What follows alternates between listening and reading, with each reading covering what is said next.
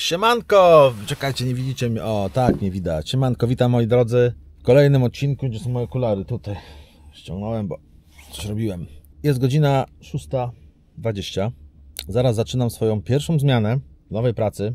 Tak, bo Marcel poszedł do pracy. W poprzednich odcinkach już o tym wspominałem. Wczoraj miałem szkolenie BHP, a dzisiaj jest moja pierwsza zmiana. I idę właśnie na 12-godzinną zmianę. Powiecie dużo, ale o szczegółach opowiem w dalszej części materiałów, także oglądajcie uważnie. A ja się szykuję, widzimy się za 12 godzin, powiem moją pierwszą taką relację po mojej pierwszej zmianie. Przede mną 4 dni pracy, a później 4 dni wolnego i z pracy będziemy robić van life'a od razu, ale to wszystko po kolei. Idę do roboty. No i siemano, witam Was po 12-godzinnej zmianie. Było zarąbiście. Podoba mi się ta praca. Ale szerzej sobie porozmawiamy, jak pojadę na swojego van life'a, czyli widzimy się po 4. mojej zmianie, bo teraz będę jeszcze 3 dni miał do pracy i później 4 dni wolnego i jak będę kończył 4. dzień, jadę na van life'a. Także widzimy się za sekundę po 4 dniach mojej pracy pod koniec zmiany. Siemanejro, witam Was po mojej czwórce, czyli moim 4-dniowym tygodniu pracy po 12 godzin, ale szerzej opowiem Wam później, za jakiś czas, jak dojadę na miejsce, bo jak obiecałem, po pracy jadę na swojego van life'a. A gdzie jadę? Zobaczycie. Jadę blisko 40 km od pracy mam teraz, jest godzina 7 rano. O, webastę sobie już odpaliłem, zobaczcie, żeby pyrkało, chociaż 10 stopni jest, ale słuchajcie, przyjeżdżam na miejsce, szybki luk i idę spać, bo 12-godzinna zmiana nocna daje po sobie znać, tak mi się chce spać jak cholera. Więc jedziemy bez zbędnego gadania, bo nie ma czasu. Dotarłem do fajnego miejsca, widzicie? Ale to zjedziemy sobie później. Najpierw jedziemy na miejsce, tam gdzie będę spał, bo spać mi się chce okrutnie. Tak ciężko mi się jedzie, że o Jezus. Jestem w miejscu mojego spania, idę spać, słuchajcie. O wszystkim pogadamy później, gdzie stoję, gdzie jestem. Jestem naprawdę zmęczony, jeszcze deszcz pada. Idę spać i zaraz Wam, jak wstanę, wszystko opowiem. A few moments later. No cześć moi drodzy, mamy godzinę 12. Spałem niecałe 4 godziny. Nadal to mało. Ale słuchajcie, przyjechałem tutaj, gdzie jestem, byłem sam. Ale zobaczcie. Zobaczcie, ile tam samochodów jest. Tam, kurde, ludzi trochę, o. Ja nawet nie słyszałem, kiedy oni przyjechali. Tak spałem jak kamień. No nic, trzeba się stąd przemieścić, bo to nie lubię, kurczę, wśród ludzi siedzieć. Zaraz pójdę do auta. Do auta. Jesteś w aucie, Marcin. Nie, zaraz się przesiądę, tylko muszę się trochę rozbudzić. Podjedziemy tu kawałek, bo chcę Wam coś pokazać fajnego, te ruiny. To są. A jak się rozbudzę później, to Wam poopowiadam trochę więcej o tym, co robię i gdzie jestem. I w ogóle. Także dajcie mi się rozbudzić, ok? Dobra, już wstałem. Ale zanim się przejdziemy, to Wam coś pokażę. Patrzcie, co kupiłem. Wiecie, co to jest? Wiecie, co to jest. Fajnie te czwórkowców wiedzą. Przedłużka. Pewnie lichej konstrukcji do przerobienia generalnie. No ale zobaczymy, może się nada. Chcę po prostu przetestować, czy z taką przedłużką będzie tutaj wygodnie, nie? Później się tym zajmiemy, później to założymy. Kupiłem to na AliExpress, bo na Allegro też są takie 45 zł, na AliExpress chyba 17. Pewnie to taka śrubka, brok jest, można powiedzieć, taki wkręcany, który tutaj blokuje. Ale pewnie to jest lichej konstrukcji, no nic, ale zobaczymy, bo chcę po prostu przetestować. W razie czego pomyślę nad czymś bardziej masywnym. Dobra, a teraz się przejdźmy, bo to jest bardzo ciekawie. Mój krótki, bo niecałe 4-godzinny sen był spędzony właśnie tutaj. No tak sobie spałem. Na takim parkingu, jak widzicie, przy drodze jest, ale taka droga bardzo mało używana. Ci ludzie tutaj sobie kiełbaskowali, ale już sobie pojechali. Dość szybko sobie pojechali. No a zobaczcie, jakie to w ogóle pole jest takie, o. W sumie przejeżdżałem tędy niedaleko, a nigdy tu nie zajeżdżałem. Tam jest takie, o, że można sobie podejść dalej. Te stoliki tam, generalnie tutaj droga prowadzi, więc na opartego można by było tam wjechać. Jakbym był tu z Maćkiem, już byśmy tam stali. Jak znam życie. Dobra, ale ja nie o tym chodzi, słuchajcie, bo tutaj wjeżdżając, właściwie wiedziałem to wcześniej, bo na mapie widziałem, ale patrzcie, to jest taki tajemniczy znak. Wieża widokowa. A ją widać o tam. Więc szybkim krokiem zmierzamy w tamtą stronę. Wejdziemy sobie na górę, jak można będzie oczywiście. Zobaczymy, jak ona wygląda, a później pojedziemy do tych ruin, co Wam wcześniej pokazywałem. Są to ruiny starego młyna chyba. Dobra, zmierzajmy na wieżę widokową. Otóż wieża w całej okazałości. Ciekawe, ile ona metrów ma. Może znajdziemy jakąś stosowną informację. Mamy informację. Wieża ma 14 metrów. Więc co? Wchodzimy. Patrz, jaka fajna. Widać, że całkiem nowa konstrukcja. Były jakieś schody eleganckie. W sensie takie, że są bardzo płytkie. Zobaczcie. Fajnie się wchodzi, tak delikatnie, trzeba wysoko nogi zadzierać. No ale trochę tych schodów mnie czeka. O Jezu, o Jezu, Jezu. Dotarłem. Tak to wygląda. Tu jest to wejście, tak na samym środku. A tutaj rozpościera się widok na dolinę. I to jest rzeka Ina. Tutaj takie rozlewiska są dookoła, ale taka serpentynka to jest właśnie Ina. I tu niedaleko, w jednym z poprzednich odcinków, właśnie byłem nad tą rzeką Iną, gdzie tak zalało. Fajnie. O, patrzcie, tu jakiś kabel idzie. Jakiś pewnie lampka. Stamtąd przyszliśmy. No, widoczek piękny, zacny. Dobra, a teraz kilka słów Wam powiem o mojej pracy, bo tak się generalnie zaczął odcinek, że byłem pod pracą, prawda? Tak, udało mi się znaleźć pracę, zacząłem pracować. Od wtorku, dzisiaj mamy sobotę. Pracuję w firmie, która zajmuje się pirolizą opon generalnie, czyli odzyskiwanie z opon gazu, oleju pirolitycznego, czyli to jest takie, olej pirolityczny to jest, można powiedzieć, taka diesel, ropa. Tylko troszeczkę taka inna, ale stare auto na tym pojedzie. I oraz sadza. Sadza się też odzyskuje z opon i idą z powrotem w opony. Sprzedaje się to firmom, które produkują opony. Mniejsza sam proces. Praca wygląda o tyle ciekawie, że pracuje się po 12 godzin. Bo powiecie dużo. Zgadza się, dużo. Ale w fajnym systemie. W systemie 4-brygadowym pracuje się 4 dni. Później 4 dni ma się wolne. W trybie ciągłym oczywiście i to jest ten minus. Świątek, piątek i niedziela. Do roboty trzeba zapierdziela. O! No, ale to nie o to chodzi. Słuchajcie, 4 dni pracy, 4 dni wolnego. 4 dni pracy, 4 dni wolnego i tak cały czas. Chciałem zawsze spróbować w takim systemie pracować, bo taka zwykła 4-brygadówka czy 5, to jest, że tam się pracuje na 3 zmiany, tylko jest pierwsza zmiana, druga zmiana, trzecia zmiana po 2 dni i później 2 dni wolnego. To jest do dupy system. A tu pracujemy tylko praktycznie 2 zmiany przez 4 dni, czyli ranka i nocka.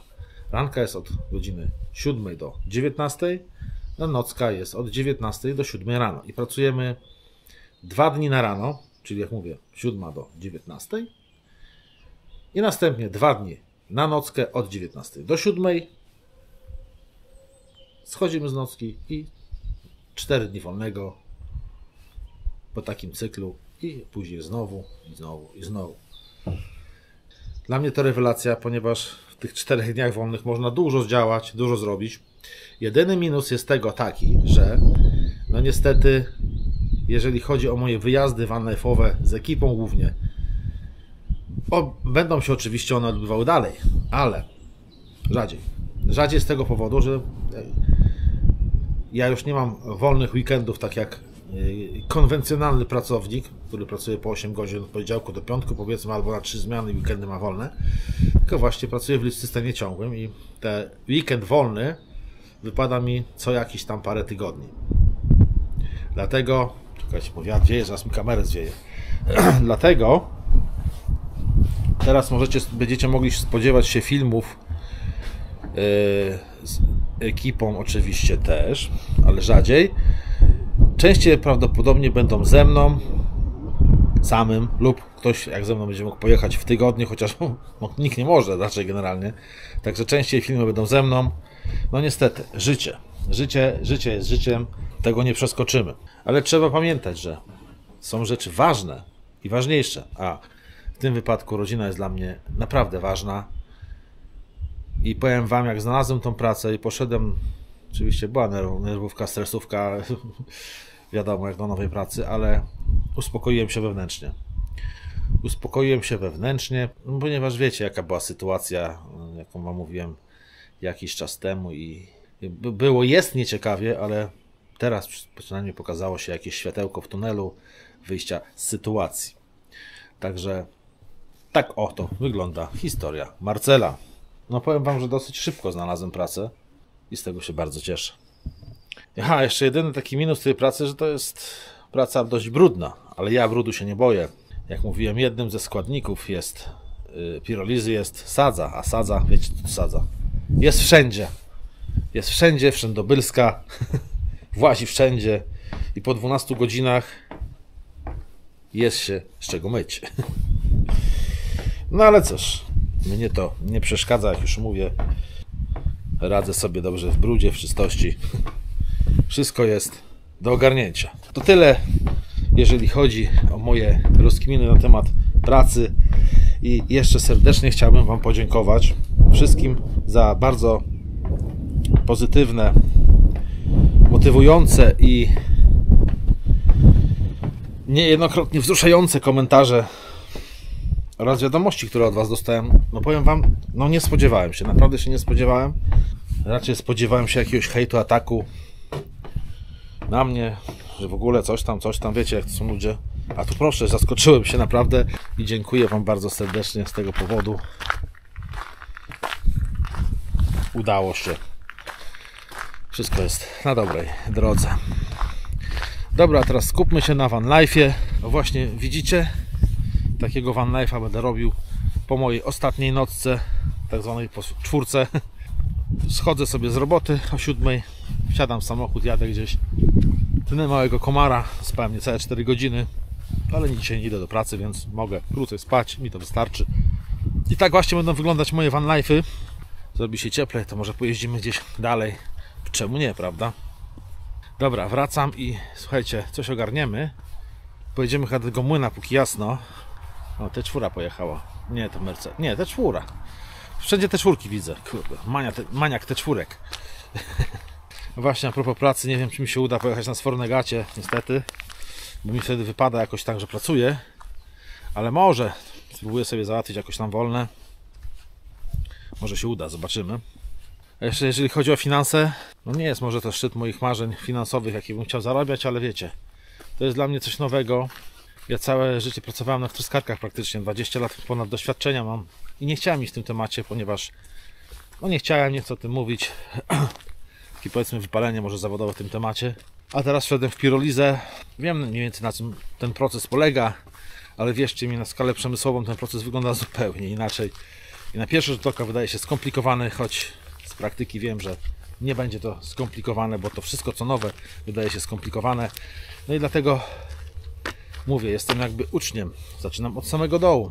Dlatego ta kasa może nie jest za duża, ale nie narzekam. Nie narzekam i patrzę, uczę się. To raz, a druga sprawa, że to mnie ciekawi. Cały proces, ta maszyneria cała, co tam bo to jest, znajduje się na 3 czy 4 piętrach. Wygląda trochę jak platforma wiertnicza tam, gdzie pracuję. Pełno zaworów, manometrów, zbiorników, rur. Fajnie. Dobra, już nie pieprzę. Idę, zamontuję ten lewarek. Zobaczymy, jak to będzie wyglądać. Co wy na to, co? No, to zaraz zamontuję, wam pokażę. O! Mam, czekajcie, ten kabel włączę. Tak to wygląda, wygięte. Nawet to estetycznie wygląda, zobaczcie. Zobaczymy, jak to w praktyce będzie się sprawowało, nie? Kurde, muszę znowu schować, deszcz zaczyna padać. Zaraz do tego młyna jedziemy, słuchajcie. Patrzcie, dobrze, że tam nie wjechałem, bo strażniki przyjechały. Stoję teraz pod tą wiatką, bo kuźwa pada. No to co, spróbujemy, jak się tym jedzie, nie? jak to się wbija. Czekajcie, bo coś z tym siedzeniem jest, kurde, nie tak. Dobra, podjedźmy kawałek, zobaczymy.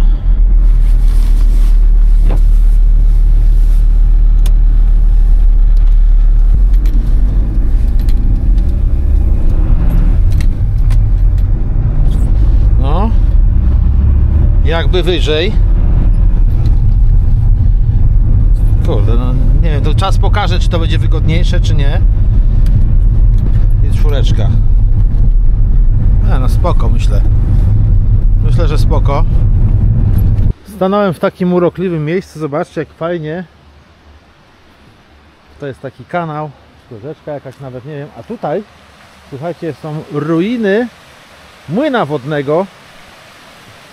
No, widać, że pokaźnych rozmiarów ten młyn musiał kiedyś być. Zobaczcie, na jakich kamieniach fundament. Tu jakiś łotwór. Tutaj jakieś wejście.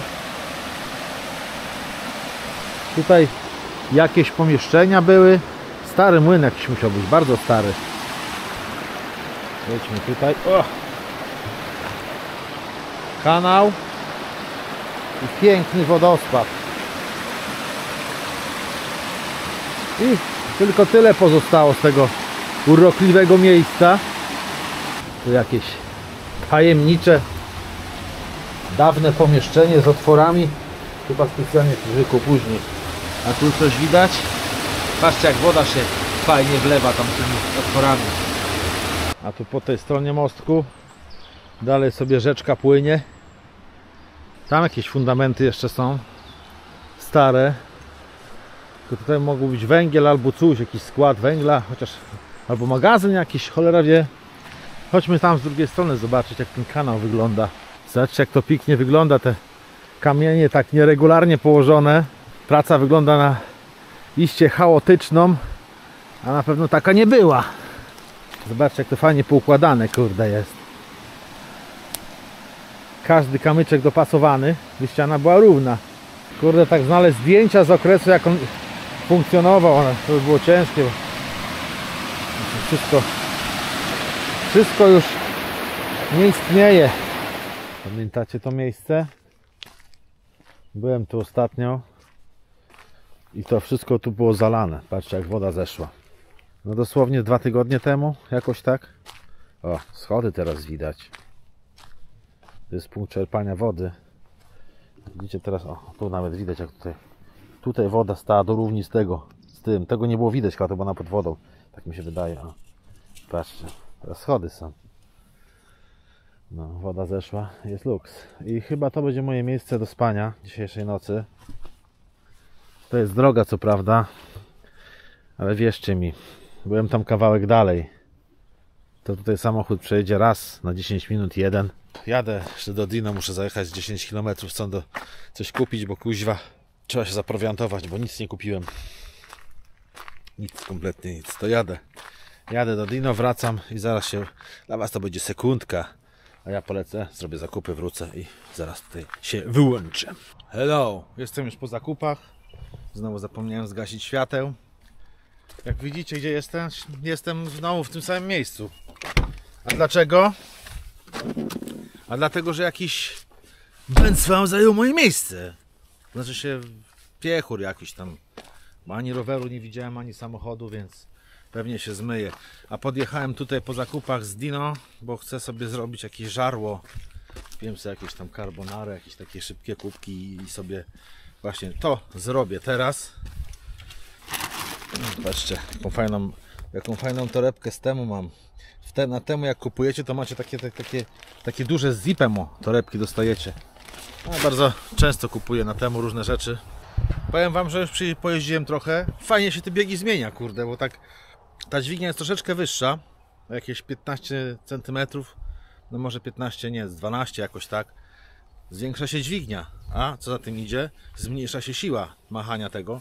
Oczywiście się wydłuża nieznacznie, ale to się tak wydłuża, że tego nawet nie czuć w ogóle. A mam wrażenie, że biegi wchodzą łatwiej no i ta ręka leży wyżej, nie trzeba już zwijać tego biegu, wiecie, pochylając się, zwłaszcza 5. biegu nie trzeba tam pod półkę pod schowek się chować, żeby ją wbić, tylko sobie siedzicie i pyk, pyk, pyk, pyk, pyk, pyk, pyk. Fajnie, mi się to podoba. Dobra, ale te pindole. Patrz, jaki tu bałagan mam. Jak zawsze, Marcin. Jak zawsze muszę to kurde jeszcze posprzątać, to pozmywać i zabieram się za jakieś przyrządzanie żarcia i kawy przede wszystkim mi się chce, kurde, jak cholera. No ale lejemy wodę. Czasami mi kurde pompka się nie załącza, nie wiem czy to wina tego włącznika, muszę tak parę razy pyknąć, zwłaszcza po długim postoju. Albo sama pompka szwankuje. Jakby pompka nie zastartowała. Także trzymałem ostatnio na takim mrozie lekkim. Może coś tam się popieprzyło, cholera wie, albo zachodzi jakimiś glonami, jak jest nieużywana. Więc co jakiś czas trzeba ją użyć. Dobra, gdzie jest kuchenka? Tu jest. Chodź kuchenka. Cyk fuch.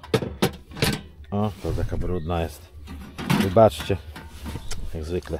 Nabój się przekrzywił.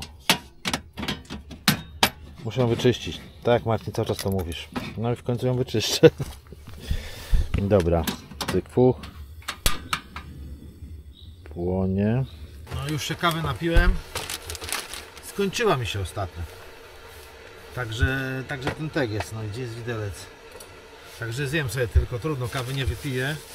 Nie no, nie podjadę teraz nigdzie, bo już nie do sklepu nie będę jechał, 10 km mam do sklepu, nie będę, już mi się nie chce. Wyletło z głowy, trudno, to zjemy tylko makaron z sosem carbonara i tyle. Pewnie będzie bez smaku, jak zobaczycie. Przemieściłem samochód, jestem w miejscu, gdzie miałem być. Koleś już sobie pojechał. Już nic nie kręciłem, powiem wam, że to no 3 godziny z hakiem spania po 12-godzinnej nocce to jest za mało i podrzemałem sobie jeszcze trochę. Dalej jestem pokręcony, zakręcony jak dzik. Nie, jak to się mówi, jak paczka gwoździ. Co ja gadam? Dobra, nieważne. Dobra, słuchajcie, zróbmy sobie test piwerka, takie małe piwko 0,3, patrzcie. Kurde, ale jestem zakręcony. Jest to piweczko Greenbergen Double Ambry. Jest to piwo górnej fermentacji typu Belgian Double o wyjątkowo bursztynowym kolorze i intensywnym, lekko słodkim smaku. Alkoholu 5,5. Piwerko wygląda o tak. Fuch, gdzie tu śmietnik? Zaczyna się prezentować bardzo fajnie. No jest to taki maluszek. I tyle nam starczy. Patrzcie, jaki fajny kolorek. Rzeczywiście taki bursztyn, ciemny bursztyn. Pianka taka nie biała, taka bardziej kremowa, gęściutka, długo utrzymująca się. Bardzo przyjemny zapach. Znaczy nie wiem, co mi przypomina. Rzeczywiście troszeczkę może takie czereśnie tam czuć. Bardziej taki susz, jak na święta taki zapach jest. Delikatny, nie taki intensywny jak ten susz, tylko delikatny. Dobra, spróbujemy. Czuć goryczkę i jednocześnie słodycz. Wiem, jak brzmi to abstrakcyjnie, ale tak to właśnie to wyczuwam.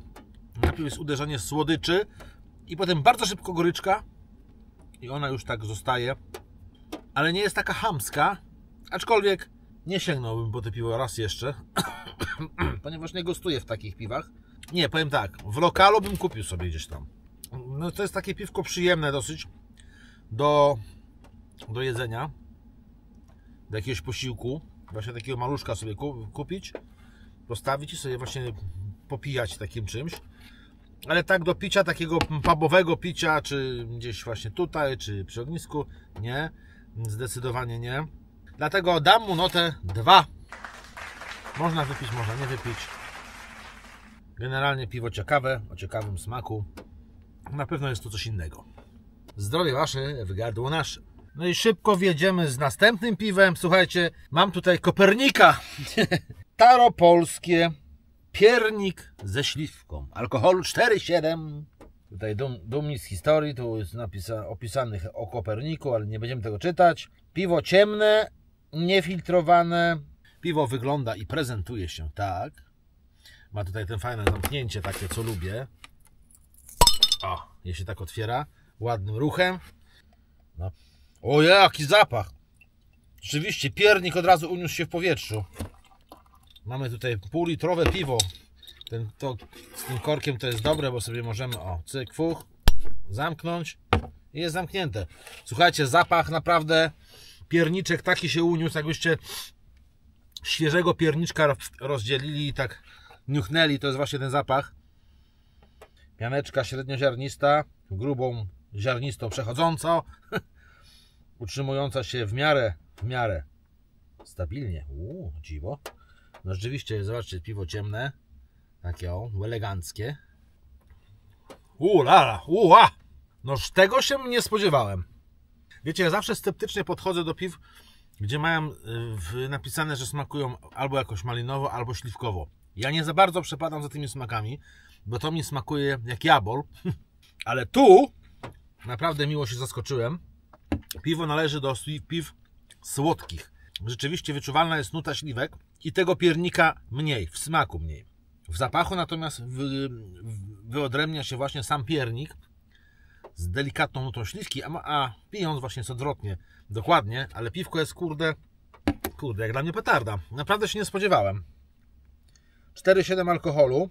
I słuchajcie, one nie były jakieś tam ekstremalnie drogie.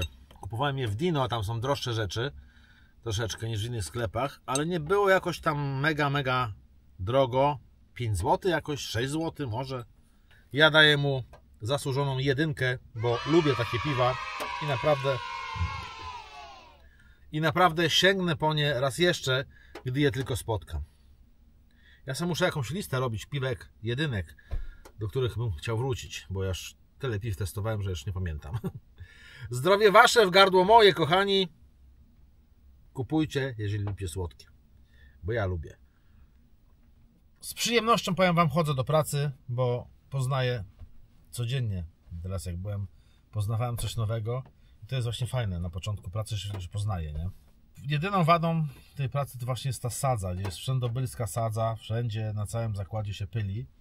No nie uniknie się tego, bo to jest jeden z produktów po pirolizie. Jeden z głównych produktów generalnie. Gaz, olej i właśnie sadza. Ale potem można się wykąpać. Dostaje się wszystko, co do tego potrzeba. Także ja z pracy wychodzę czyściutki. No, może nie do końca czyściutki. Czasami gdzieś tam w uchu zostanie sadza albo w nosie. Wiecie, trzeba nabrać praktyki. No nieważne zresztą. Dobra, jakiego mam plana, słuchajcie? Plana mam takiego. Czekajcie, tylko zerknę. O, rower sobie tam ładuje z tyłu z akumulatorem. Mam 2 akumulatory. Jeden z akumulatorów zregenerował mi częściowo Robert. Tam przywrócił mu jakąś tam, ileś tam, nie pamiętam, to sobie była 100, a teraz ma chyba 50, połowę. I dał mi też drugi akumulator, właśnie Robert z niego ładuje sobie rower elektryczny. Już 77% mi naładowało. Także spoko. Oczywiście przez przetwornicę, mam taką przetwornicę Gryncera. Działa to wszystko fajnie. A taką ciekawostkę wam powiem, jeżeli chodzi o jeden z moich rowerów elektrycznych. Słuchajcie, sam rower jeździł z 2 tygodnie, 3 tygodnie, bo ja zawsze z rowerem jeżdżę, nie? Bo to różnie bywa, czasami pojadę gdzieś, czasami nie.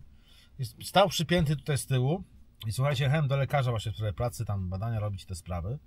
I to było tak, podjechałem do lekarza, poszedłem, załatwiłem co miałem załatwić, wracam, wchodzę do samochodu, trzepnąłem drzwiami, strzeliłem drzwiami, nie? I nagle słyszę takie syczenie, nie? Pierwsze skojarzenie, wiecie, mam baterię z tyłu, mówię, kurde, bateria się zajarała, zaczęła syczyć coś. Lecę, pędzę szybko do tyłu, otwieram, nie uwierzycie. Rower stojąc gumową oponą, stojąc na gumowej podłodze w samochodzie, bo tu też mam gumę taki, ten oryginalny dywanik T4, przebiła się opona. Słuchajcie, no powietrze zaczęło schodzić, nie wiadomo skąd, to jest niemożliwością, tam nic nie leży ostrego, tam nie ma nic ostrego w ogóle.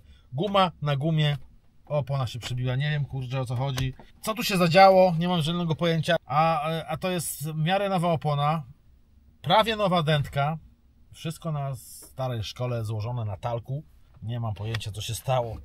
To jest chore, zanim pojadę sobie na rower, oczywiście na jeden, bo mam tutaj 2 składak i Ewi, mam taki rower od firmy z Danii, z którą współpracuję, mam rower elektryczny, taki oryginalny, a właśnie drugi ten składak i w składaku mi ta opona strzeliła, no niestety nie pojadę jutro. Co prawda mam oponki, mogę to sobie pozmieniać, ale nie chcę mi się, polecę sobie tym, dlatego sobie go ładuję.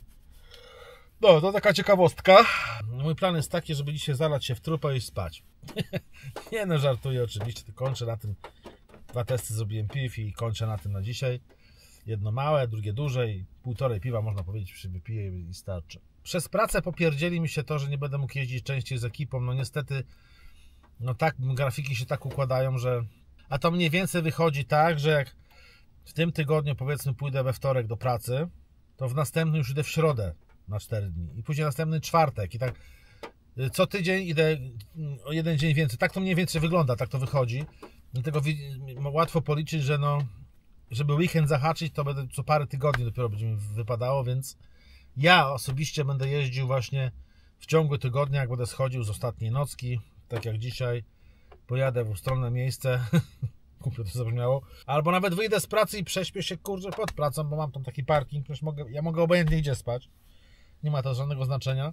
Prześpię się i pojadę sobie na Van Knife'a jednodniowego. Witam moi drodzy. Mamy następny dzień. Wczoraj byłem Padlinka totalna. Jest godzina 9 prawie, słuchajcie, poszedłem spać koło 24, jakoś tak. No, trochę pospałem. No ale się wyspałem. Ale najgorsze jest to, że nie mam kawy. A ja muszę kawę wypić. Zastanawiam się, czy by gdzieś nie podjechać do sklepu, bo dzisiaj mamy niedzielę, ale handlową, na całe szczęście. A raczej się z soczkiem z buraczków, bo lubię w ogóle te soki Daftona. Sok z buraków, pomidorowy, zwykły, ostry, najlepszy. Tak sobie stanąłem i w tym miejscu uroczym spędziłem ciepłą noc. Obniżyłem sobie herce, mówię taki, jak wiecie, ja obniżam sobie na okres, że tak powiem, zimowy, okres letni.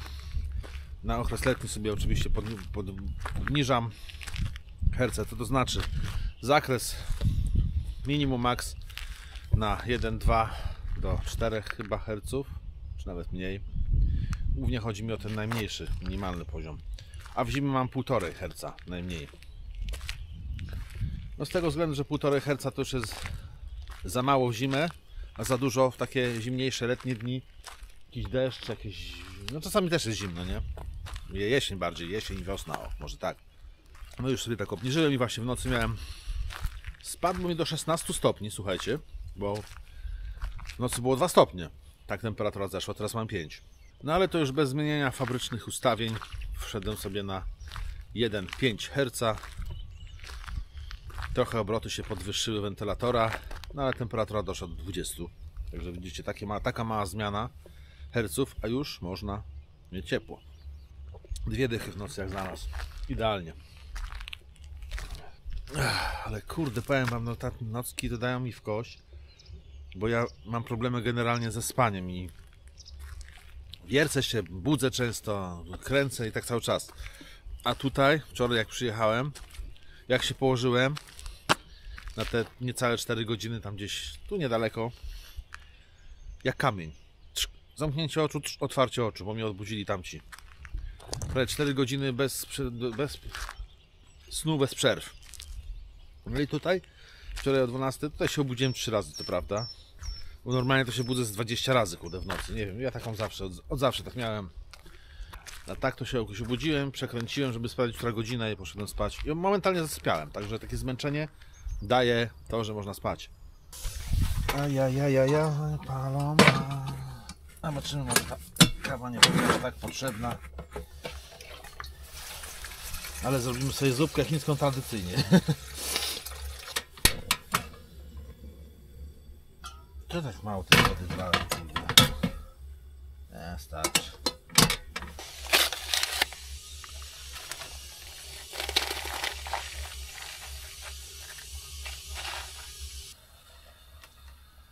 Uks. A ciekawe, jakby tak po pracy wyszedł i tak od razu po pracy do łóżka wskoczył, przykrył się i poszedł spać. To się położył generalnie koło 7. Ciekawe, do której bym spał. Kupiłem jakiś chlebek firmowy, wino. Wygląda zacnie, w środku jakieś nasionka. Ale zupka chińska z chlebkiem. No i dzisiaj mamy niedzielę, a ja do pracy dopiero idę w środę. Środę, czwartek, piątek, sobota. W niedzielę rano schodzę i następny później czwartek do pracy. No tak cały czas. Muszę przysiąść dzisiaj i trochę tam pomontować filmów dla Was, bo kurde, mam materiału sporo, a już teraz mamy 24 marca, a ja już nie mam nic zaplanowane, żadnych filmów, bo wszystko mam w materiałach. Nie mam kiedy, bo mam teraz trochę roboty. No nic. Nie wiem, zobaczymy jak to będzie. Jak to będzie, jak to wyjdzie. Ciepło się zrobiło, choć widzicie, jestem ubrany jak jasna cholera. Ale to dlatego, że jadę na rower. Przejadę się tu dookoła tą Doliną Iny. Chcę pojeździć dookoła. Tam w ogóle jakiś budyneczek widzę jest. Muszę go sprawdzić. No. Głowa nie boli, kurde, kawę nie wypiłem, ale to nic. Słuchajcie, idealnie w porę przyjechałem, zobaczcie. Zaczął deszcz padać.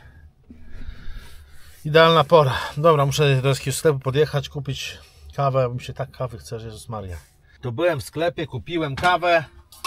I teraz sobie wstawimy. Proszę bardzo, tada, mam coffee. Będziemy robić. Życzę Wam smacznego, jak i też jecie, jak nie, to zacznijcie jeść, bo jesteście głodni, coś czuję to. O, kawka, tego mi było trzeba, kurde, słuchajcie. Od samego rana tego potrzebowałem. Mój van life popracowy, taki w sumie eksperymentalny, czy się da zaraz po pracy jechać na van life'a, dobiega końca, ale test udany, to wszystko działa, można jeździć, następnym razem się bardziej przygotuję, bo teraz to takie było na spontanie, a mówię, mam wszystko przygotowane, jadę do pracy, po robocie jadę na van life'a, a później już sobie coś przygotuję. Da się, da.